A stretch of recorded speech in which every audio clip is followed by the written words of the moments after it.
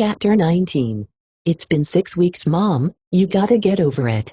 My mother sighs into the phone. You're my only daughter. I can't help it if I've been dreaming about your wedding your whole life. She still hasn't forgiven me, even though she was there. We called her right before Alyssa booked our flights. We forced her out of bed, we forced Ryle's parents out of bed, and then we forced them all on a midnight flight to Vegas. She didn't try to talk me out of it because I'm sure she could tell that Ryle and I had made up our minds by the time she made it to the airport. But she hasn't let me forget it. She's been dreaming of a huge wedding and dress shopping and cake tasting since the day I was born. I kick my feet up on the couch. How about I make it up to you? I say to her. What if, whenever we decide to have a baby, I promise to do it the natural way and not buy one in Vegas? My mom laughs. Then she sighs. As long as you give me grandchildren someday, I guess I can get over it. Ryle and I talked about kids on the flight to Vegas. I wanted to make sure that possibility was open for discussion in our future before I made a commitment to spend the rest of my life with him. He said it was definitely open for discussion. Then we cleared the air about a lot of other things that might cause problems down the road. I told him I wanted separate checking accounts, but since he makes more money than me, he has to buy me lots of presents all the time to keep me happy. He agreed. He made me promise him I'd never become vegan. That was a simple promise. I love cheese too much. I told him we had to start some kind of charity, or at least donate to the ones Marshall and Alice alike. He said he already does, and that made me want to marry him even sooner. He made me promise to vote. He said I was allowed to vote Democratic, Republican, or Independent, as long as I made sure to vote. We shook on it. By the time we landed in Vegas, we were completely on the same page. Hear the front door unlocking, so I flip onto my back. Gotta go. I say to my mother. Ryle just got home. He closes the door behind him and then I grin and say, wait. Let me rephrase that, Mom. My husband just got home. My mother laughs and tells me goodbye. I hang up with her and toss my phone aside. I bring my arm up above my head and rest it lazily against the arm of the couch. Then I prop my leg over the back of it, letting my skirt slide down my thighs and pool at my waist. Ryle drags his eyes up my body, grinning as he makes his way over to me.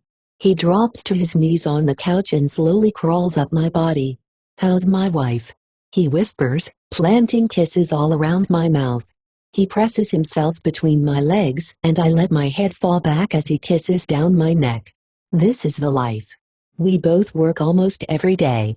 He works twice as many hours as I do and he only gets home before I'm in bed 2 or 3 nights a week. But the nights we actually do get to spend together, I tend to want him to spend those nights buried deep inside me. He doesn't complain. He finds a spot on my neck and he claims it, kissing it so hard it hurts. Ouch. He lowers himself on top of me and mutters into my neck. I'm giving you a hickey. Don't move. I laugh, but I let him.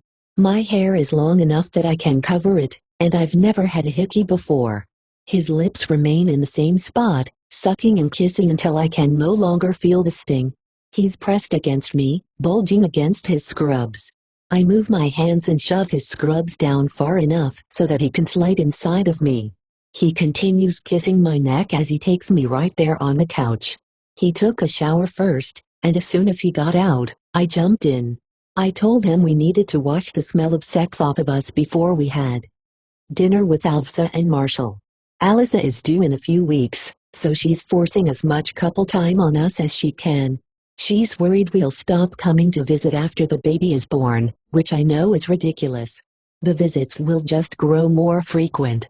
I already love my niece more than any of them, anyway. Okay, maybe not.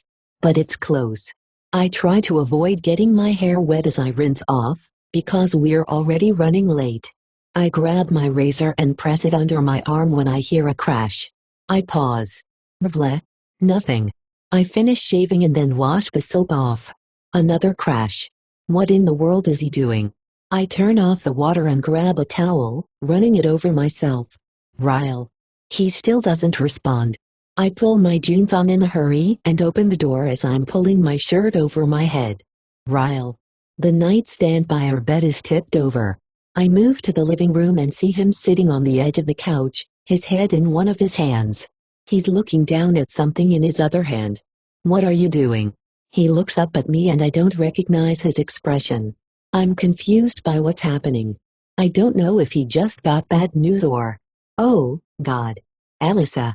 Ryle, you're scaring me. What's wrong? He holds up my phone and just looks at me like I should know what's happening. When I shake my head in confusion, he holds up a piece of paper. "Funny thing," he says, setting my phone on the coffee table in front of him. "I dropped your phone by accident." Cover pops off. I find this number hidden in the back of it. Oh, God. No, no, no.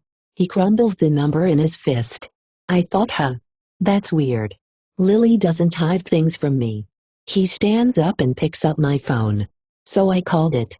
He tightens his fist around the phone. He's lucky I got his fucking voicemail.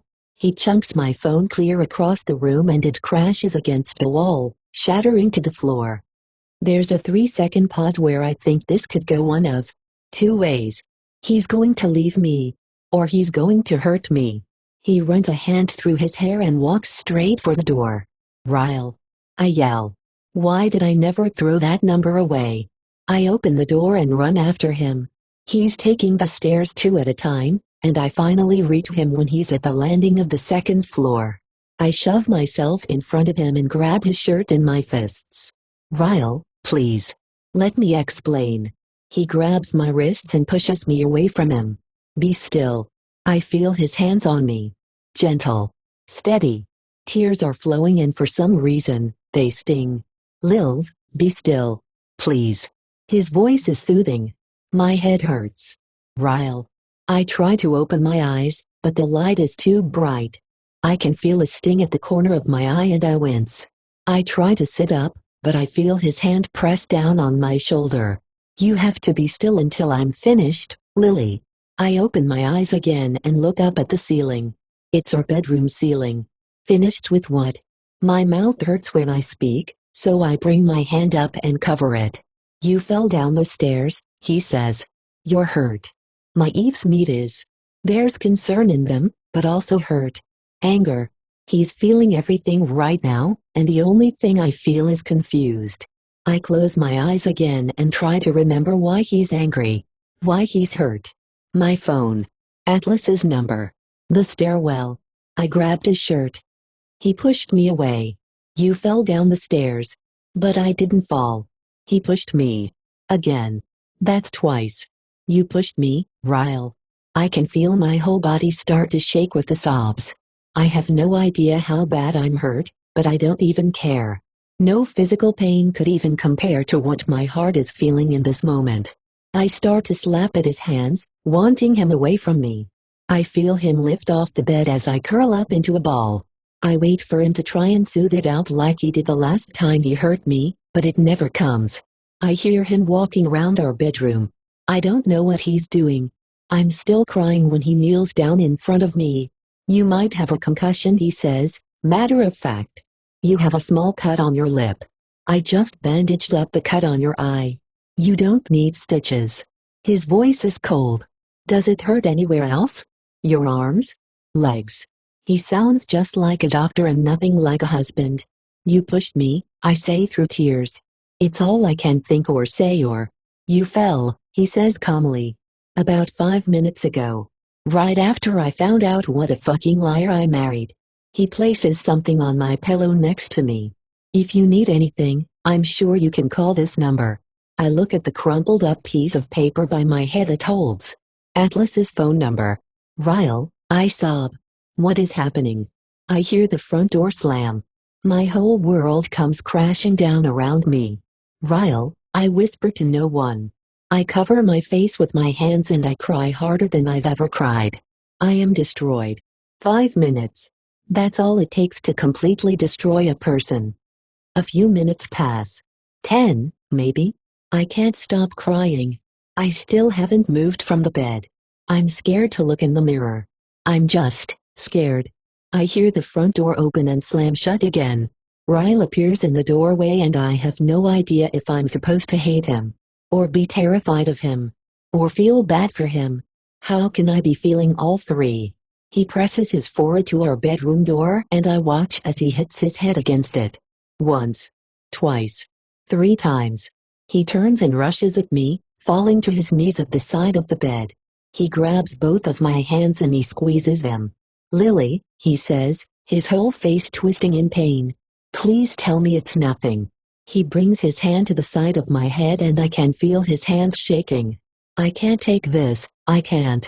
He leans forward and presses his lips hard against my forehead, then rests his forehead against mine. "Please tell me you aren't seeing him. Please." I'm not even sure I can tell him that because I don't even want to speak. He stays pressed against me, his hand wrapped tightly in my hair. It hurts so much. "Lil. I love Val so much." I shake my head, wanting the truth out of me so he'll see what a huge mistake he just made. "I forgot his number was even there," I say quietly. "The day after the fight in the restaurant, he came to the store. You can ask Alyssa. He was only there for 5 minutes. He took my phone from me and he put his number inside of it, because he didn't believe I was safe with you. I forgot it was there, Ryle. I've never even looked at it." He breathes out a shaky breath and begins nodding with relief. "You swear, Lily?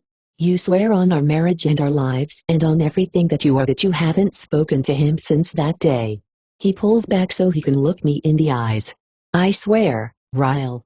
"You overreacted before giving me the chance to explain," I say to him. "Now get the fuck out of my apartment." My words knock the breath from him. I see it happen. His back meets the wall behind him and he stares at me silently. In shock. "Lily," he whispers. "You fell down the stairs." I can tell if he's trying to convince me or himself. I calmly repeat myself. "Get out of my apartment." He remains frozen in place. I sit up on the bed. My hand immediately goes to the throbbing in my eye. He pushes himself up off the floor. When he takes a step forward, I scoot back on the bed. "You're hurt, Lily. I'm not leaving you alone." I grab one of my pillows and throw it at him, like it could actually do damage. "Get out," I yell. He catches the pillow. I grab the other one and stand up on the bed and start swinging it at him as I scream. "Get out. Get out. Get out." I toss the pillow on the floor after the front door slams shut. I run to the living room and deadbolt the door. I run back to my bedroom and fall onto my bed. The same bed I share with my husband. The same bed he makes love to me on. The same bed he lays me on when it's time for him to clean up his messes.